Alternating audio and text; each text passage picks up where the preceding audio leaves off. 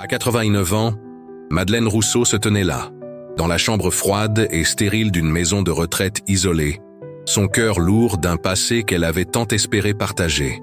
Elle regardait par la fenêtre, ses yeux fatigués scrutant un paysage qu'elle avait autrefois arpenté avec passion et détermination. Mais aujourd'hui, elle se sentait comme une ombre, invisible et oubliée, abandonnée par une famille qui la considérait comme un fardeau. Pourquoi avait-elle été condamnée à vivre ainsi, loin de tout ce qu'elle avait aimé? Qu'est-ce qui avait pu arriver à l'esprit vibrant de cette femme qui, jadis, avait illuminé les scènes de concert de Paris? Le silence oppressant de son environnement ne faisait qu'accentuer son isolement, et elle se demandait si les souvenirs d'une vie pleine de musique et de résistance finiraient par s'éteindre avec elle.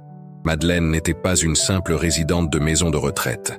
Elle était une ancienne pianiste, une femme qui avait défié les nazis pendant la guerre et qui avait connu la gloire d'un public admiratif. Son rêve, depuis l'enfance, avait toujours été de toucher le cœur des gens par sa musique. Mais, au lieu de cela, elle se retrouvait ici, une prisonnière de la solitude, sa vie réduite à des après-midi monotones rythmés par les repas et les visites sporadiques d'infirmiers. La fragilité de son corps reflétait celle de son esprit, et chaque journée qui passait faisait éclipser un peu plus la lumière qui brillait autrefois en elle. La maison de retraite était un lieu qui, comme une vaste mer grise, engloutissait les rêves des âmes qui y résidaient. Les murs étaient gris, les couloirs étaient silencieux, et les visages des autres pensionnaires étaient souvent marqués par l'indifférence ou la résignation. Chaque jour, Madeleine se demandait si quelqu'un se souviendrait d'elle, si quelqu'un viendrait lui tenir la main et lui rappeler qu'elle avait été, un jour, quelqu'un. Pourtant, les jours passaient et les visites restaient rares, comme si ses souvenirs s'effaçaient lentement, les laissant à l'abandon, tout comme elle. Mais une nuit, tout changea. Dans la chambre 17, un événement inattendu se produisit. Les infirmiers, alertés par des bruits étranges, entrèrent pour découvrir Madeleine, les larmes aux yeux, entourée de photos anciennes. Des images qu'aucun membre du personnel n'avait jamais vues auparavant. Des souvenirs soigneusement cachés surgissaient de l'ombre. Les éclats de lumière qui filtraient sous la porte illuminèrent son visage fatigué mais déterminé. Cette scène, d'une beauté tragique, révélait la force encore présente en elle, un éclat de vie dans un monde de silence. Les documents découverts dans son armoire racontaient une histoire que sa famille avait tenté d'effacer. Madeleine avait été une femme de courage, une résistante, et sa musique avait été un acte de rébellion contre l'oppression. Elle avait joué pour donner de l'espoir à ceux qui en avaient besoin. Mais maintenant, elle était réduite à un témoin silencieux de son propre oubli. La brutalité de l'abandon familial avait laissé des cicatrices profondes, et chaque révélation ne faisait qu'accentuer la douleur de son existence actuelle. Comment sa propre chair et son propre sang avaient-ils pu la trahir ainsi? Cette découverte provoqua une onde de choc. La vie de Madeleine, longtemps délaissée, était sur le point de connaître un tournant inattendu. Les médias s'emparèrent de son histoire, et une vague d'attention s'éleva autour d'elle. Elle, qui avait été laissée pour mourir dans l'oubli, devenait à nouveau visible. Mais cette reconnaissance tardive était-elle vraiment un cadeau, ou simplement une autre forme d'abandon? Alors qu'elle était confrontée à la brutalité de la vérité, Madeleine se retrouva tiraillée entre la joie d'être redécouverte et la douleur de la trahison. Les questions se bousculaient dans son esprit. Comment avait-elle pu se faire voler son propre récit? Comment sa famille avait-elle pu l'oublier si facilement? Chaque réponse apportait son lot de frustration et de tristesse, mais en même temps, elle sentait une flamme s'éveiller en elle. C'était l'occasion de revendiquer son histoire, de rappeler au monde qui elle était réellement. Mais à quel prix? Les souvenirs enfouis, les blessures anciennes, étaient-elles prêtes à être révélées au grand jour? Madeleine savait que le chemin vers la rédemption serait semé d'embûches. La lutte pour sa dignité et sa mémoire ne faisait que commencer. À travers les larmes et les éclats de lumière, elle trouva une résolution. Ce n'était pas seulement son histoire à récupérer, c'était un combat pour la justice, pour toutes les voix oubliées qui, comme elle, avaient été écrasées sous le poids de l'indifférence. Elle n'était plus seule dans sa chambre 17, mais entourée par les ombres de ceux qui avaient combattu avec elle. par la musique qui avait été son arme, et par le désir ardent de se libérer des chaînes de l'oubli. À cet instant, Madeleine comprit que son voyage n'était pas seulement une quête personnelle, mais un appel à la solidarité et à l'altruisme. Elle n'était pas seulement une victime, mais une femme déterminée à faire entendre sa voix, à rappeler au monde que chaque vie, même celle d'une vieille femme oubliée, avait de la valeur.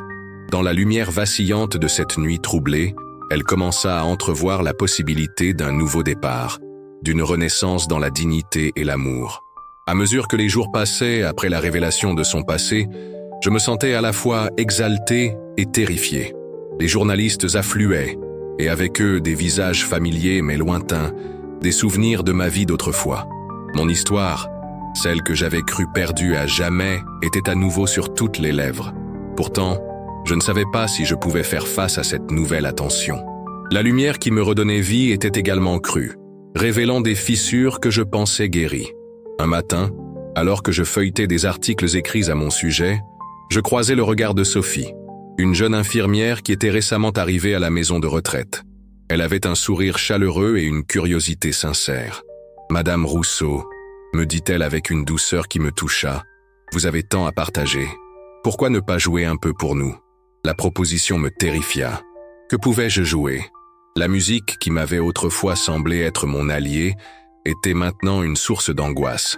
Et si je ne pouvais plus jouer comme avant? L'idée de décevoir encore une fois était accablante. Mais il y avait quelque chose d'authentique chez Sophie qui me poussait à envisager l'idée. Elle était passionnée et son enthousiasme était contagieux. Je me rappelais alors des visages dans le public, des regards pleins d'admiration, et je me demandais si je pouvais encore ressentir cela. Mais l'ombre de mes doutes planait toujours. Que se passerait-il si je sombrais dans l'oubli à nouveau? Si ma musique ne résonnait plus comme avant? J'avais peur de me retrouver face à un auditoire qui ne verrait en moi qu'une vieille femme déchue. Les jours qui suivirent, je luttais contre cette peur. Chaque fois que Sophie m'encourageait à jouer, je sentais des vagues de résistance monter en moi. Je voulais revendiquer ma voix, mais j'étais paralysé par l'angoisse de l'échec. Je me souvins des nuits où, jeune, je m'étais battu pour ma place sur scène, où la musique était un acte de rébellion. Mais aujourd'hui, la rébellion semblait moins glorieuse. Elle était teintée de solitude et de désespoir. C'est alors qu'un événement inattendu se produisit. Lors d'une visite, ma fille, Émilie, fit irruption dans ma chambre. Je ne l'avais pas vue depuis des mois. Son regard, habituellement plein de reproches, était maintenant rempli d'une inquiétude palpable. « Maman, je ne savais pas que tu avais été une résistante. Pourquoi ne m'en as-tu jamais parlé ?» Sa voix tremblait, et je compris que ma vie n'était pas seulement un récit perdu pour moi, mais aussi pour elle. Mais alors que je voulais partager, une colère sourde monta en moi. Pourquoi avait-elle attendu si longtemps pour s'intéresser à ma vie? Pourquoi m'avait-elle abandonné dans cet endroit sans un regard en arrière? Cette confrontation avec Émilie fut déchirante. Je me sentais tiraillé entre le besoin de lui faire comprendre ma douleur et l'envie de la repousser. Je cherchais à exprimer ma lutte, ma souffrance d'être oublié, mais chaque mot semblait se heurter à un mur d'incompréhension. Elle voulait en savoir plus, mais je ne savais pas si je voulais partager cette douleur. En voyant son visage, je réalisais qu'elle avait aussi ses propres blessures, des cicatrices que je n'avais jamais vues. Les jours qui suivirent furent marqués par une tension palpable. Je me retrouvais à jongler entre mes souvenirs, mes doutes et mes interactions avec Sophie et Émilie. Sophie me poussait à jouer, à revendiquer ma place, tandis qu'Émilie cherchait à comprendre la femme que j'avais été. Mais à chaque pas en avant, je ressentais l'angoisse de reculer. La pression de la reconnaissance, de la mémoire, était écrasante. Je commençais à réaliser que mes luttes n'étaient pas seulement personnelles, mais aussi universelles. La lutte pour la dignité, pour la reconnaissance, pour tout ce que j'avais cherché à défendre toute ma vie. Mais dans ce combat, je me sentais souvent seul, comme si mes batailles passées n'étaient qu'un souvenir lointain, un écho dans un monde qui avait changé. Et puis un soir, alors que je m'asseyais devant le piano, je sentis une petite étincelle d'espoir. Sophie était là, attentive, prête à m'écouter. Je commençais à jouer, d'abord timidement, puis avec plus de confiance. Les notes s'élevèrent dans la pièce, et je sentis une vague de chaleur m'envahir. C'était comme si chaque note était une revendication, un cri pour la reconnaissance de ma vie, de mes luttes. À cet instant, Je réalisais que jouer à nouveau était un acte de rébellion, non seulement contre l'oubli, mais aussi contre la douleur et la solitude. Les larmes coulèrent sur mes joues, mais je ne me sentais pas seul. Je n'étais pas seulement une vieille femme oubliée, j'étais Madeleine Rousseau, une résistante, une artiste, et j'avais une voix, même si elle était souvent étouffée par le temps et l'indifférence. Mais ce moment de lumière fut de courte durée. Les doutes revinrent, plus forts que jamais.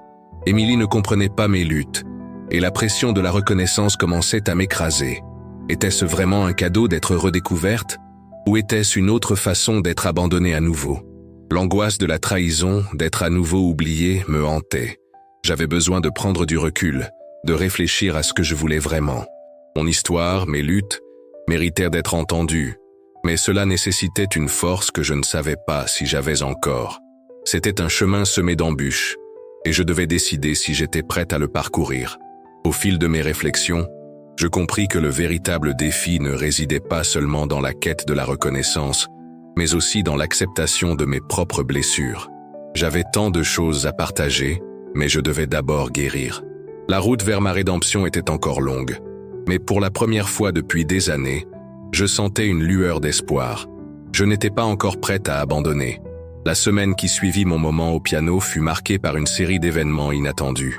D'abord, il y eut la visite de l'ancienne directrice de la maison de retraite qui, en apprenant ma volonté de jouer, décida de faire de moi une sorte de vedette locale. Elle commença à promouvoir des concerts au sein de l'établissement, persuadant d'autres résidents de participer. L'idée de me retrouver sur scène, entouré d'une foule, me terrorisait. J'étais encore en proie au doute, hésitant à revendiquer ma place. Mais la pression montait, et je me sentais piégé. Sophie, elle, était enthousiaste. Elle voyait en moi une opportunité de donner une voix à ceux qui, comme moi, avaient été réduits au silence. « Vous devez montrer au monde qui vous êtes, Madame Rousseau », répétait-elle souvent, son regard brillant d'une passion naïve. Mais je sentais que cette passion risquait de me submerger. Chaque encouragement, chaque mot d'enthousiasme était une pierre ajoutée à mon fardeau. Je n'étais pas seulement en train de jouer pour moi-même, mais pour une communauté qui se projetait en moi. Ce poids me terrifiait. Puis, il y eut Émilie, ma fille, qui, après notre dernière confrontation, avait décidé de revenir plus souvent. Bien que son intérêt pour ma vie fût une source de réconfort, cela compliquait aussi les choses. Chaque rencontre était teintée d'une tension palpable. Elle voulait discuter de mon passé, mais je n'étais pas prête à partager mes douleurs. La réticence entre nous persistait, comme un fil tendu, prêt à céder à tout moment. Je voyais la frustration sur son visage, et je me sentais coupable de lui infliger cela. Mais chaque mot qu'elle prononçait me renvoyait à mes souvenirs les plus sombres, à mes luttes que je n'étais pas encore prête à affronter. Un jour, alors que je m'asseyais dans le jardin de la maison de retraite, un groupe de journalistes était venu pour un reportage. Ils s'intéressaient à ma vie, à mon passé de résistante. La pression de devoir expliquer chaque détail me parut écrasante. Je me souvins de mes nuits à jouer, à écrire des lettres pour la liberté, mais maintenant je me sentais comme une imposture. Qu'est-ce que j'avais vraiment accompli? Qu'est-ce que cela signifiait, à part des souvenirs douloureux? Les journalistes posèrent des questions, et je sentis la panique monter. Je commençais à trembler, mes mains devenant moites. Sophie, qui était à mes côtés, remarqua ma détresse.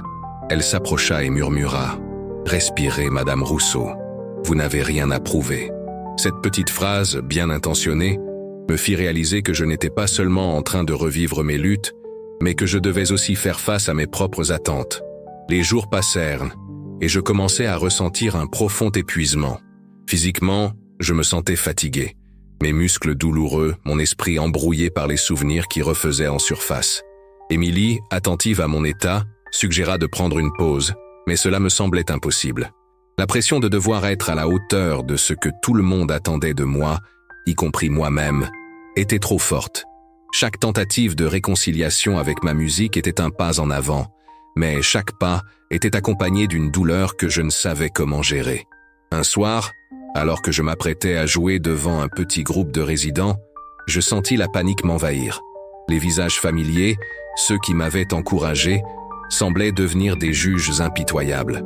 Juste avant de monter sur scène, je me figeais, incapable de bouger. Mes mains tremblaient à l'idée de toucher le piano. Je fermais les yeux, me remémorant le temps où je jouais sans crainte. Mais cette époque semblait tellement lointaine, comme un rêve dont je me réveillais à chaque instant. Sophie, réalisant mon hésitation, s'approcha de moi. « Vous pouvez le faire », dit-elle, sa voix douce mais ferme. « Pensez à pourquoi vous jouez. Ce n'est pas pour eux, mais pour vous. » Ces mots résonnèrent en moi, mais la peur me parut insurmontable. J'avais l'impression de me noyer dans un océan de doute. Et puis, dans un élan de désespoir, je m'éloignais de la scène, laissant derrière moi les murmures et les regards déçus. Cette fuite me laissa avec un vide immense. J'étais de retour dans ma chambre, m'enveloppant dans mon châle, tentant de fuir ce que je venais de vivre. Je réalisais que ma lutte contre mes vieux démons était plus complexe que je ne l'avais imaginé. Je ne luttais pas seulement contre le passé, mais contre ma propre perception de qui j'étais.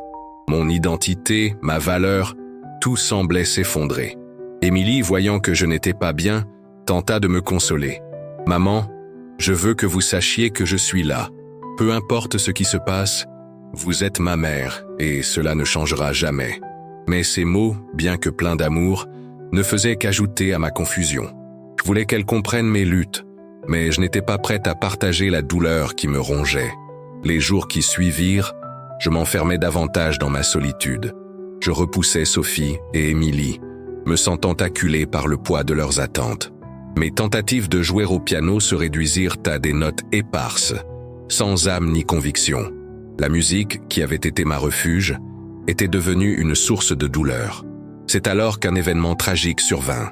L'un des résidents, un homme avec qui j'avais partagé de nombreuses conversations, décéda subitement. Sa mort me frappa de plein fouet. Je réalisai à quel point la vie était fragile et éphémère, et cela exacerba ma peur de l'oubli. Je ne voulais pas être comme lui. Un souvenir fugace, une note de musique évanouie. Cet événement me poussa à réfléchir à ma propre vie et à mes choix. Je commençais à comprendre que mes luttes n'étaient pas seulement les miennes. Elles étaient universelles. Chaque personne avait son histoire, ses batailles. Mais je savais que je ne pouvais pas continuer à fuir la mienne. Avec le temps, je décidai d'affronter mes peurs. Je réalisais que la musique, même dans ses moments les plus tragiques, pouvait être un acte de guérison. Je commençais à écrire, à exprimer ce que je ressentais. Les mots devinrent mon échappatoire. Et petit à petit, je retrouvais le chemin vers le piano. Il était temps de jouer ma musique, non pas pour les autres, mais pour moi-même. C'était le début d'un nouveau chapitre où je pourrais aborder ma douleur avec courage. Je savais que le chemin serait long et semé d'embûches, mais pour la première fois depuis longtemps, je sentais que je n'étais pas seul. La nouvelle de la mort de François, ce résident dont les rires résonnaient dans les couloirs de la maison de retraite, me frappa comme un coup de tonnerre. J'avais partagé des histoires avec lui, des souvenirs de notre jeunesse, de la résistance, de la vie avant que tout ne change. En l'espace d'une nuit, il avait disparu, emportant avec lui une part de moi. Je me suis assise sur le banc du jardin, le cœur lourd, et j'ai laissé les larmes couler. Le monde semblait soudainement plus sombre, plus fragile. Chaque souffle que je prenais me rappelait à quel point la vie était éphémère, à quel point nos histoires pouvaient se terminer avant même d'être pleinement racontées. La pensée que je pourrais, moi aussi, être réduite à un souvenir fugace me terrifiait. Je réalisais que cette peur de l'oubli, cette lutte contre le silence qui m'avait tant paralysé, ne pouvait plus continuer.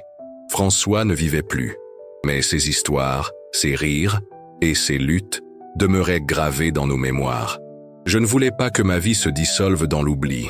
Je voulais laisser une empreinte, une mélodie qui résonnerait bien après ma dernière note. Cette prise de conscience fut un tournant.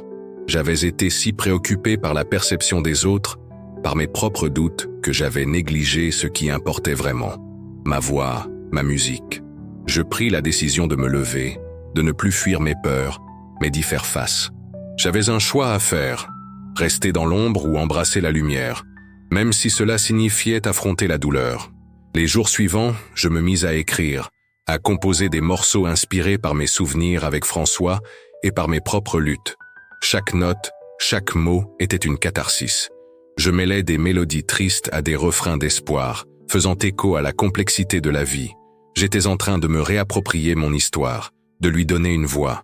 La musique redevint mon refuge, Mais elle était aussi devenue ma façon de célébrer ceux qui avaient disparu, de leur rendre hommage.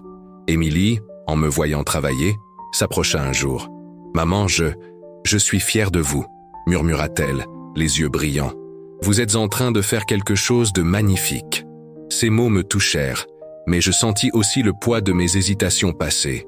Je savais que je lui devais plus qu'un simple regard vers l'avenir. Je lui devais la vérité sur moi-même. Lors d'une de nos conversations, je décidai enfin de lui parler de mes douleurs, de mes souvenirs, de mes peurs.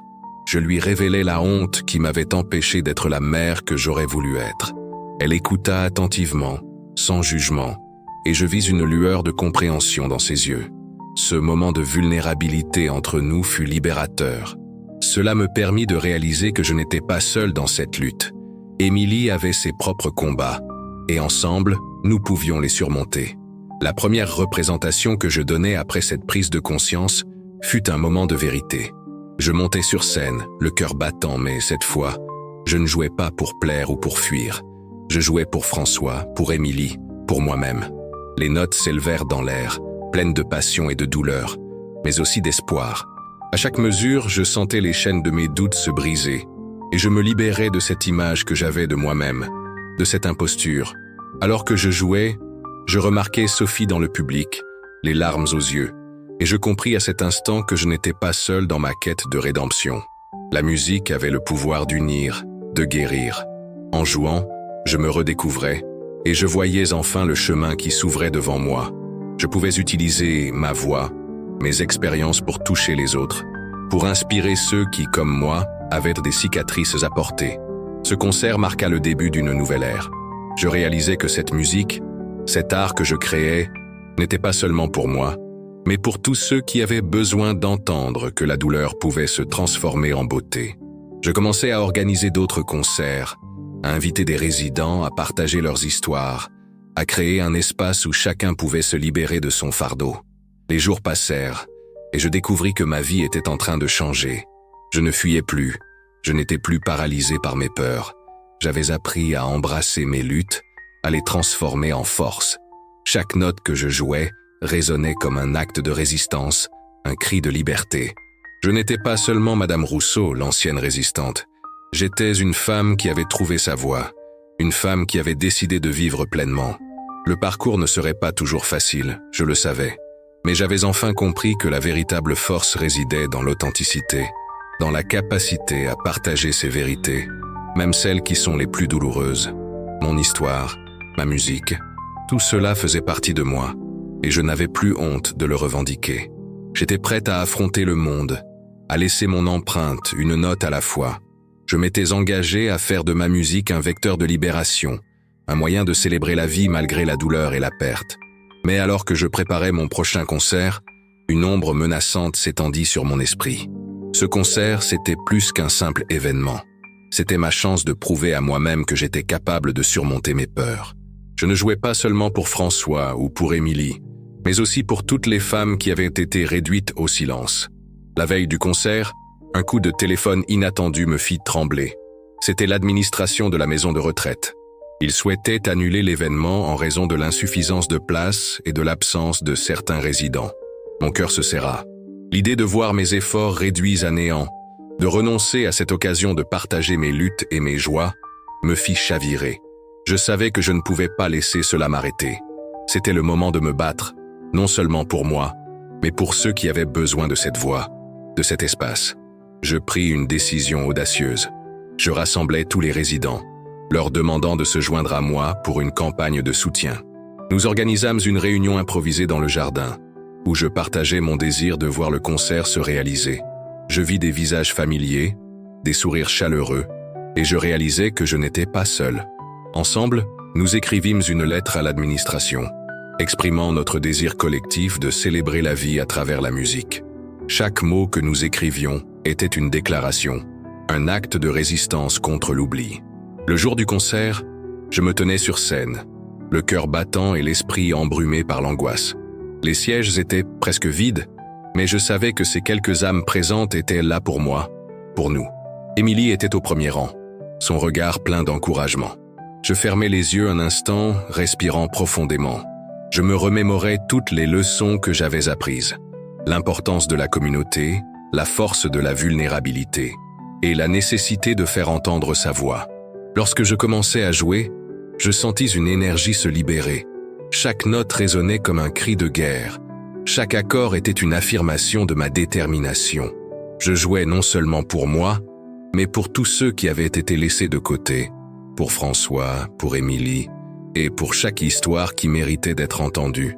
Les larmes coulèrent sur mes joues, mais cette fois, c'étaient des larmes de libération, de gratitude. À mi-parcours, j'invitais quelques résidents à me rejoindre sur scène.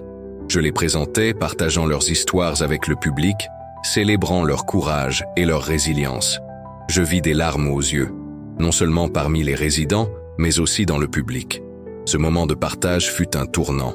Je compris à quel point la musique avait le pouvoir de rassembler, de créer des liens, de transformer la douleur en beauté. Mais au moment où je pensais que tout était bien, je remarquai un visage familier à l'arrière de la salle. Monsieur Dupont, un ancien directeur de la maison de retraite, celui qui avait toujours minimisé nos efforts, qui avait souvent exprimé son scepticisme face à notre désir de célébrer la vie. Son regard était froid, désapprobateur. Une vague de doute m'envahit. Allais-je pouvoir continuer, malgré son regard critique?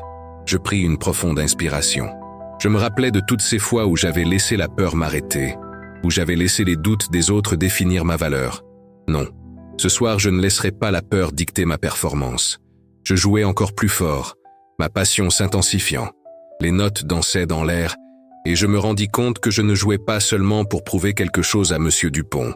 Je jouais pour tous ceux qui avaient été réduits au silence, pour prouver que notre voix avait de la valeur.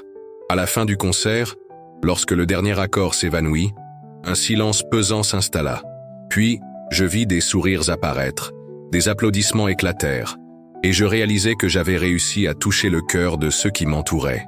Les résidents étaient debout, les larmes aux yeux, applaudissant avec une ferveur que je n'avais jamais connue. Émilie était debout, les bras levés, et je vis une lueur de fierté dans ses yeux. Monsieur Dupont, quant à lui, ne quittait pas des yeux la scène, et je vis un changement dans son expression. Cette nuit-là, j'avais non seulement célébré ma voix, mais j'avais aussi ouvert la porte à la possibilité d'une compréhension, d'un dialogue. La musique avait le pouvoir de transformer, de guérir, et je savais que ce concert ne serait qu'un début. En sortant de scène, je fus submergé par les résidents, leurs étreintes chaleureuses me réconfortant. Je réalisais que ce concert n'était pas seulement une performance, mais un acte de solidarité, une déclaration que nous étions tous ensemble dans cette lutte. Chacun d'eux portait une histoire, et ensemble, nous avions créé un espace où ces histoires pouvaient être entendues. Ce concert marqua un tournant. Je me sentais libéré des chaînes de mes peurs, et je savais que je pouvais continuer à chanter, à jouer et à inspirer. J'avais appris que la véritable force résidait dans notre capacité à nous unir, à partager nos luttes et nos joies, et à ne jamais laisser le silence nous engloutir.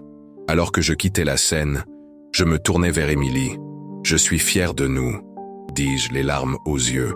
Elle me sourit et je compris que nous avions toutes les deux trouvé notre voie, que nous avions toutes les deux appris à embrasser notre histoire.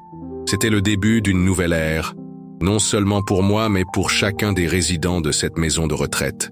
Nous étions prêts à nous battre pour que nos voix soient entendues, une note à la fois. Je me tenais là, sur cette scène, entouré par la chaleur des applaudissements, mais mon esprit était en émoi.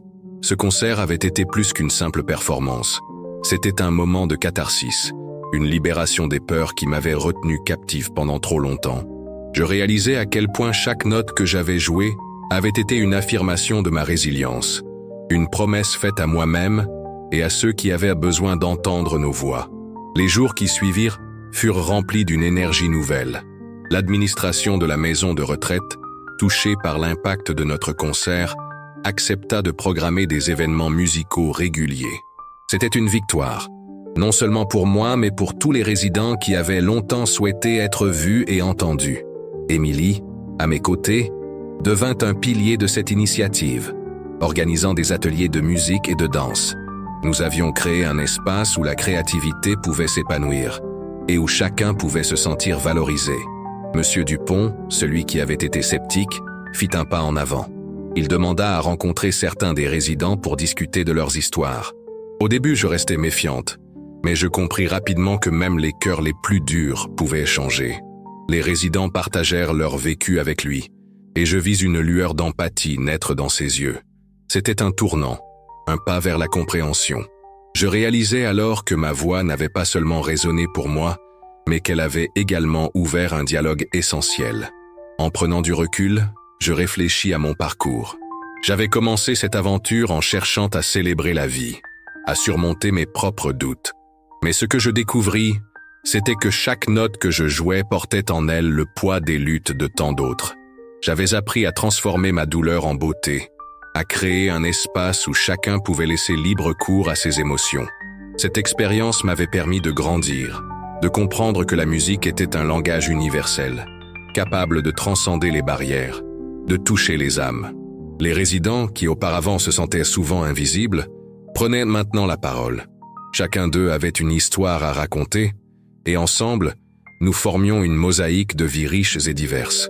J'observais avec émerveillement comment cette communauté, autrefois silencieuse, se mettait à vibrer au rythme de nos chants. C'était une belle métamorphose, un élan de solidarité qui ne cessait de croître. Émilie, ma complice de toujours, devint une icône de ce changement. Elle avait pris confiance en elle et, avec le soutien des autres, avait commencé à écrire ses propres chansons. Je me souviens de la première fois qu'elle monta sur scène pour chanter. Sa voix, douce mais pleine de force, résonna dans la salle, et je vis des larmes couler sur les joues de plusieurs résidents. C'était un moment de pure émotion, une affirmation de qui elle était et de ce que nous étions devenus ensemble. Le concert avait donc eu des conséquences inattendues et magnifiques. Je me rendis compte que notre lutte pour être entendus n'était pas qu'une quête personnelle, mais un mouvement collectif. Nous avions créé un espace où chaque voix pouvait s'élever, où chaque récit pouvait être partagé. Je compris que l'impact de notre concert allait au-delà de la musique. Il s'agissait de redonner de la dignité à ceux qui avaient été oubliés. Alors que je continuais à jouer, je réalisais que j'avais laissé derrière moi bien plus que mes peurs. J'avais laissé derrière moi un héritage. Ce concert avait ouvert la voie à d'autres événements similaires, à d'autres artistes qui cherchaient à partager leurs histoires. Je me sentais profondément honoré de faire partie de ce mouvement, de contribuer à la renaissance de cette communauté. Dans les mois qui suivirent, nous reçûmes des demandes pour organiser des concerts dans d'autres maisons de retraite et dans des centres communautaires.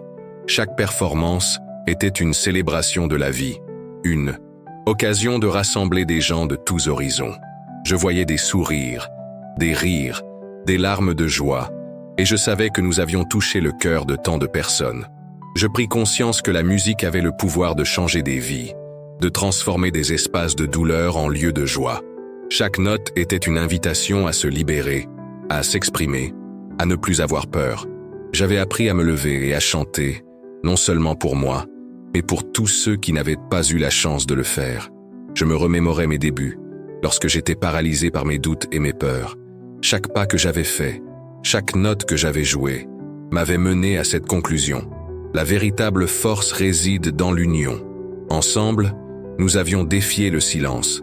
Ensemble, nous avions célébré la vie. Je compris que je ne pouvais pas garder cette expérience pour moi. Je devais partager ce que j'avais appris, ce que j'avais vécu. J'organisais donc des ateliers de musique et de narration pour les jeunes, leur enseignant l'importance de leur voix, de leur histoire.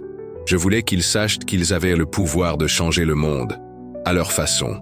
Et c'est ainsi que je me lançais dans cette nouvelle aventure. La musique, qui avait été pour moi un refuge, devint un outil de transformation sociale. Je réalisais que chaque concert était une semence plantée dans le cœur des autres, une invitation à explorer leur propre créativité, à partager leurs luttes et leurs triomphes. Je me tenais là, à l'aube d'une nouvelle ère, reconnaissante pour chaque moment, chaque rencontre, chaque histoire. La voix que j'avais trouvée résonnait désormais bien au-delà de moi. Je savais que, ensemble, nous avions laissé un héritage durable. Nous avions prouvé que la musique pouvait être un vecteur de libération, de joie et d'amour. Et alors que je regardais Émilie, rayonnante sur scène, je compris que notre histoire ne faisait que commencer. Nous étions déterminés à continuer à célébrer, à inspirer et à faire entendre nos voix. Dans ce monde parfois sombre, nous avions choisi d'être la lumière. Et c'était là le plus beau des héritages que nous pouvions laisser. Je vous invite tous à réfléchir à votre propre voix, à vos propres luttes. Comment pouvez-vous, à votre tour, faire entendre votre histoire? Ensemble, nous pouvons créer un monde où chaque voix compte, où chaque histoire est honorée. Merci de m'avoir accompagné dans ce voyage. Votre soutien et votre engagement rendent cet espace encore plus spécial. N'oubliez pas de partager vos réflexions et de vous abonner pour suivre d'autres histoires inspirantes. Chaque voix compte, et ensemble, nous pouvons faire la différence.